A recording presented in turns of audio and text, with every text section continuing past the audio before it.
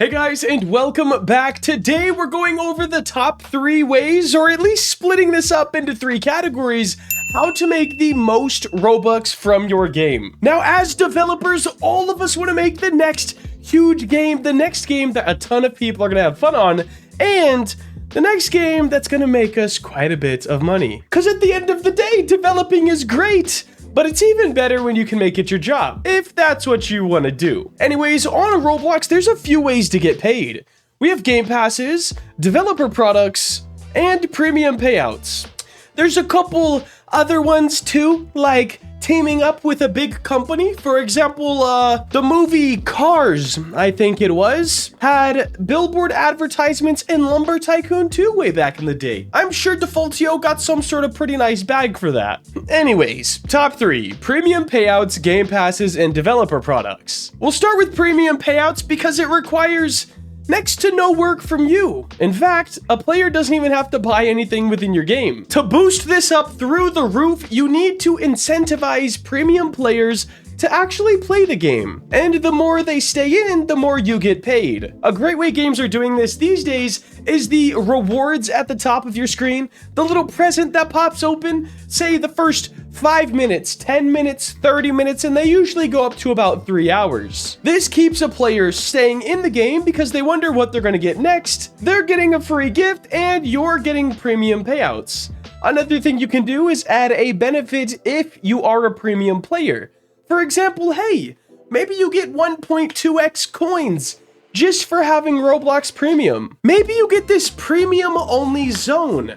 There's so many things you can add just to boost up the people that may have premium, or they might buy premium because of your experience and they want those boosts. I'd say that's pretty much all in all for premium payouts. Now the big ones, guys. Game passes and developer products. Everyone should know the difference between these, but if you don't, a game pass is something a player can buy once to affect something within the game.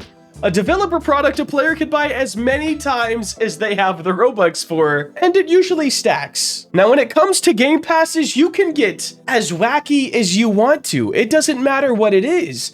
You could sell a slinky, a hoverboard, maybe a jetpack. You could give them double coins, double cash, double gems, double any stat in the game, or triple, quadruple. A game pass could be literally anything you want.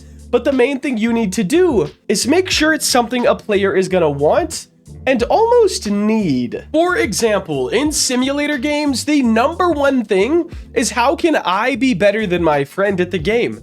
How can I progress faster? How can I get the coolest stuff before they do? Guys, double coins and double gems helps a lot with this. They're literally getting X to the amount of the main currencies in the game just because they spent a little bit of Robux. Now, I would say, try to get very creative with these.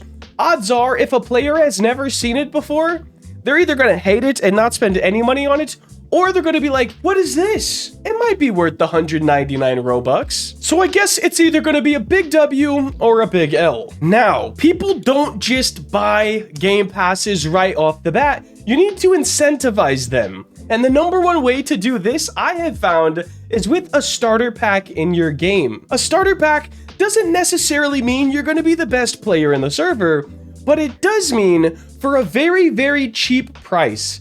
Guys, I'm talking like 49 to 99 Robux, pretty much one of everything. Say you have a mining simulator game. If you buy this starter pack for a super cheap amount of Robux, you'll get maybe an epic or rare pet out of the first egg, maybe the second mining tool and the second backpack, or third, however your game balances out. This is going to give the player an instant boost and only make them spend a tiny bit of Robux. There's some sort of a psychology thing with it. Once you spend money once, you're way more likely to spend money again. So I would definitely have what we will call the hook game pass, and usually that is a starter pass or a starter pack. Now, developer products. This is where I'd say most of my games have made 90% of their revenue. Game passes are cool and all, but developer products let you buy them more than once.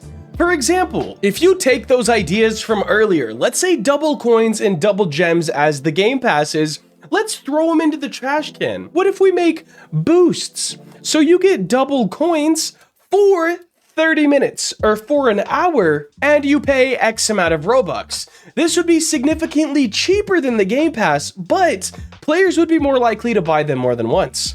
Even better, have both. That way the player can buy the Game Pass and then also buy the boost as many times as they want to, and then they'd be getting ×4. We have to keep in mind that developer products can be used for anything and can boost any stat in the game as many times as people are down to pay for them. Also, if you're making any of the, I hate to call them lower effort games, let's say the new games, if you're a new developer making like obstacle courses and stuff, the main things that will sell are these developer products that troll other people.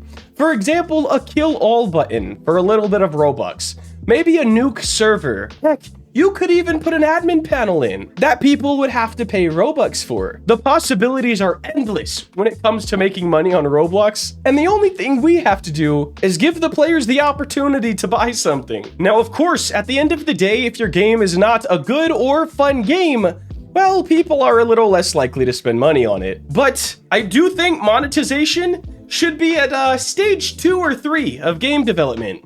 When you're thinking of your idea and kind of blocking everything out, getting the whole idea into, let's say, a Trello or something, before you even start building this game, you should know what game passes you're gonna have. Not necessarily all of them, but definitely a good start. Same with developer products, and same with ways to maybe keep players playing longer for premium payouts. If you wait on all of your monetization strategies till the end, sort of like, oh, we're about to release the game, but we're not gonna make any money. Yeah, that's usually not the best go. Anyways, let's get into our 3 questions of the day. This is a segment that I've just, it's so nice. Question number 1, do you plan on making more Blender tutorials? If you do, what would you want to make a video tutorial on next? Guys, I do plan on making more tutorials, but people haven't really asked for anything specific, and I feel like I've made enough tree tutorials, rock tutorials, terrain tutorials. If you guys have any specific ones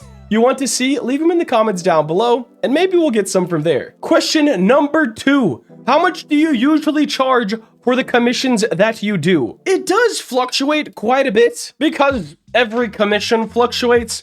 However, the price that usually gets me a little excited is anything over 100,000 Robux.